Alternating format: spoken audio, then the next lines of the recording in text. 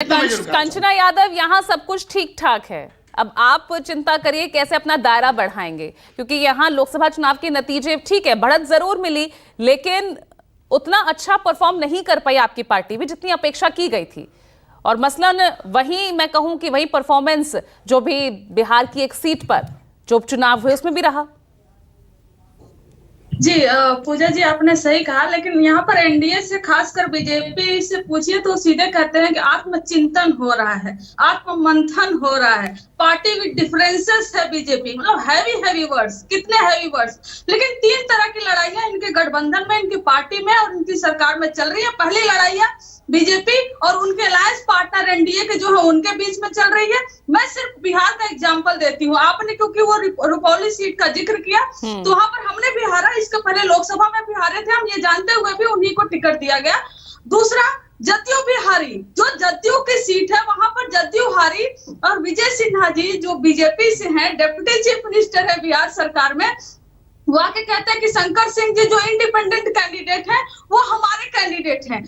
तो आप कहना क्या चाहते हो? आप जदयू के साथ अलायंस में हो, लेकिन आपके कैंडिडेट जदयू के कैंडिडेट नहीं है, आपके कैंडिडेट इंडिपेंडेंट कैंडिडेट है। तो मतलब आपका वही प्रोसेस जो 2020 में था कि नीतीश कुमार जी को छोटा करना, उनकी सीट को कम करना, वो आज भी जारी है, ताकि आप 2025 के इलेक्शन में उनको कम से कम सीटें दे सको।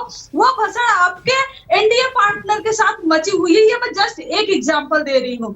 और दूसरा उदाहरण, बीजेपी के भीतर अश्विनी चौबे जी कहते हैं आयातित माल नहीं चाहिए, और ये आयातित माल है कौन? ये आयातित माल है सम्राट चौधरी जी। वही सम्राट चौधरी जी जो आपके बीजेपी प्रदेश अध्यक्ष है, यूनिट के अध्यक्ष है, और वो भी डिप्टी चीफ मिनिस्टर है। लेकिन आप लोग भी कह देते हो we are the party with differences, है ना, बहुत हैवी टर्म्स। और तीसरा, जो आप लोग लड़ाई लड़ रहे हो जनता से लड़ रहे हो।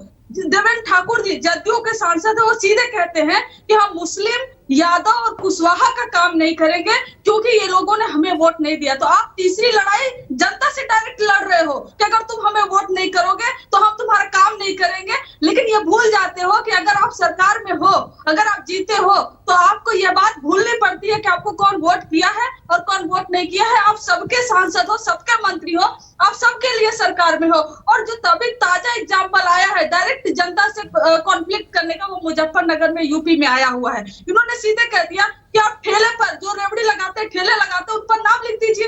नाम लिखने से उनकी जाति, उनका धर्म और सब कुछ पता चल जाएगा। और आपको क्योंकि मालूम है, आपके पास डेटा है, कौन आपको वोट करता है कौन नहीं करता है, आप उनसे संभालोगे। आप इकोनॉमिक बाइकआउट कर रहे हो उनका जो आपको वोट नहीं किए हैं। तो ये डायरेक्ट कॉन्फ्लिक्ट तीनों लेवल पर एनडीए के अलायंस पार्टनर, बीजेपी के अंदर और डायरेक्ट जनता से भारतीय जनता पार्टी के अंदर चल रही है।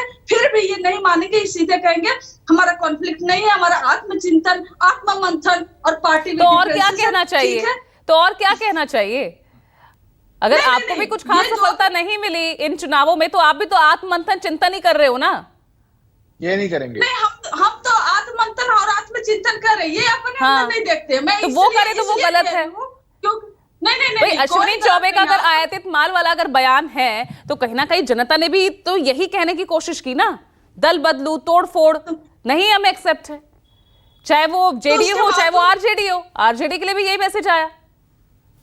नहीं, देखिए बिल्कुल आपने साफ कहा, लेकिन आप अगर एक सीट आरजेडी में देखकर और बीजेपी में जितने सीट हुआ, मोर देन 100 कैंडिडेट हमने जो देखा था, 150 कैंडिडेट लगभग जो लोकसभा में लड़े हुए थे, वो सब आयातित माल ही थे। वो सबके सब आयातित माल थे और लगभग सब हारे हैं। तो इनको ये भी एक्सेप्ट करना चाहिए कि इनके में प्रॉब्लम हो सकता है। बार बार ये जो कहते हैं लालू फैमिली, अखिलेश यादव फैमिली, मुलायम यादव फैमिली, उस फैमिली में जाने के बावजूद बजाय आप अपने अंदर झांकिए, अपना आत्मचिंतन। और जवाब दीजिए सिद्धार्थ, जवाब दीजिए। यहाँ तो विपक्ष तो सवाल उठाएगा, उसका काम है, लेकिन यहाँ तो आपके अपने ही आपकी परेशानी बढ़ा रहे हैं। दायरा सिर्फ यूपी तक नहीं है, तमाम राज्य हम देख रहे हैं।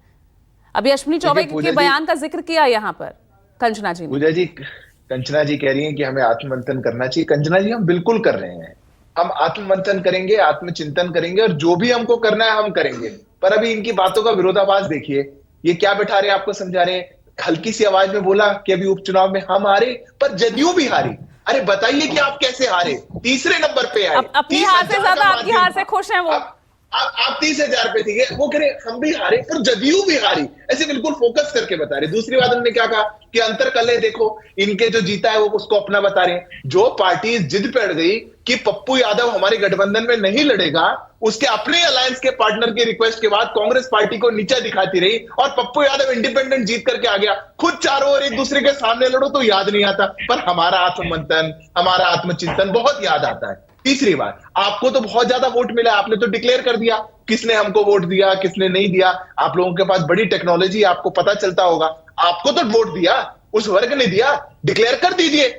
जिस वर्ग के दम पर आप अपनी सरकार बनाने का दम भर रहे हैं, कह दीजिए कि हमारे लालू परिवार से नहीं बनेगा, इस बार कोई मोहम्मद आजम नाम का व्यक्ति उत्तर प्रदेश में बनेगा, अखिलेश परिवार से नहीं बनेगा, और हमारे में भी कोई हम मुस्लिम वर्ग को रिप्रेजेंटेशन देते हुए मुख्यमंत्री बनाने का काम करेंगे। वहां तो झुंझुना पकड़ा देने का काम करते हैं, वहां तो बस तुष्टीकरण करने का काम करते हैं, वहां तो छोटी सी टॉफी देते हैं, वोट लेने का काम करते हैं, वहां जहर घोलने का काम करते हैं और ज्ञान देते हैं हमको। इसलिए पूजा जी, सच्चाई की बात यह है कि भारतीय जनता पार्टी अपनी एक क्लियर विजन के साथ इस देश को विकसित भारत बनाने के संकल्प के साथ चल रही है। और मैं फिर से दोहरा दूं, हम तो आत्ममंथन चिंतन करते हैं, इसलिए प्रदेशों में कई जगह पे स्वतः हमारे नेताओं ने कहा कि हमारा इस्तीफा लीजिए और ये करिए, पर इतना लंबा कांग्रेस कभी सत्ता से बाहर नहीं रही। ये तीसरी बार राहुल गांधी जी हार गए, 50 से ऊपर चुनाव उनके नेतृत्व में हार गए। बताइए कांग्रेस पार्टी ने किसमें कहा हो कि हमारा इस्तीफा ले लीजिए? उनको तो सेलिब्रेशन चल रहा है। अब वो इस्तीफा किस वजह से है, वो नाराजगी है, क्या है?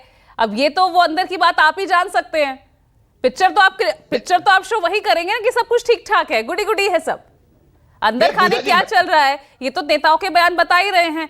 अभी आप सबका साथ सबका विश्वास की बात कर रहे थे, शुभेंदु अधिकारी का बयान याद आपको होगा ही, जो कह रहे कि अब नहीं, अब जो हमारे साथ हम उनके साथ।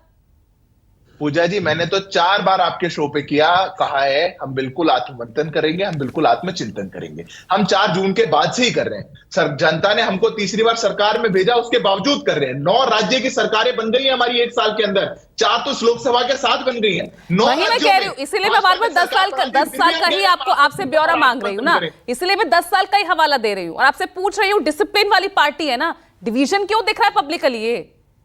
ये पूजा जी, आप 10 साल का ब्यौरा मांग रहे हो, मैं 1 साल का कह रहा हूं। 1 साल के अंदर हमने 9 राज्य की सरकारें बना दी, उसके बाद भी हमारी पार्टी डिसिप्लिन पार्टी है, इसलिए कह रही है हम आत्ममंथन और आत्मचिंतन करेंगे।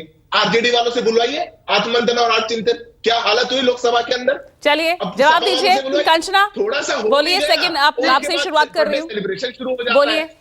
जी सिद्धार्थ यादव जी, आप अगर आपके विकसित भारत की परिकल्पना में अगर ट्रेन इंसिडेंट है तो हमें नहीं चाहिए वो विकसित भारत, अगर उसमें पेपर लीक है तो हमें नहीं चाहिए वो विकसित भारत, और अगर इतनी ज्यादा समस्या है, गरीबी है, भुखमरी है, महंगाई है, तो माफ करिए हमें ऐसा विकसित भारत नहीं चाहिए। और लेकिन ये ढोल पीटना बंद कर दीजिए। 1 साल में कितनी सरकारें बनाई है तो गिनवा देते हो, 1 साल में कितना पेपर लीक हुआ जरा ये भी गिनवा दो। लेकिन जनता की समस्या आपके लिए सर्वोपरि नहीं है। आपके लिए सरकार बनाना, चाहे वो आपके तमाम षड्यंत्र हो, यंत्र हो, तंत्र हो, उसके माध्यम से सरकार बनाना ही आपकी आखिरी और विकसित भारत की बहुत अहम मुद्दा आप भूल गई। बिहार का इस वक्त बहुत अहम मुद्दा आप भूल गए हैं, जो लगातार पुल गिर रहे हैं। ऑफकोर्स आतंकराज। धन्यवाद पूजा जी, वो आप ही से सवाल पूछ लीजिएगा यहाँ पे। लेकिन मैं आप ही से ये पूछना चाहती हूँ, सिद्धार्थ यादव जी, एक बात बताइए, आप लोग 2029 में मोदी की गारंटी पे चुनाव लड़ेंगे क्या? ये बात जवाब दे दीजिएगा। क्या तब भी चलेगा मोदी की गारंटी, या कुछ चेहरे, कुछ नाम, कुछ गारंटियां बदली जाएंगी? ठीक है सिद्धार्थ, आ रही हूँ। भावना जन भी जाहिर तौर पर यहाँ आपके लिए सवाल छोड़ेंगे ही, उसका भी जवाब साथ में दे दीजिएगा। बोले भावना जी।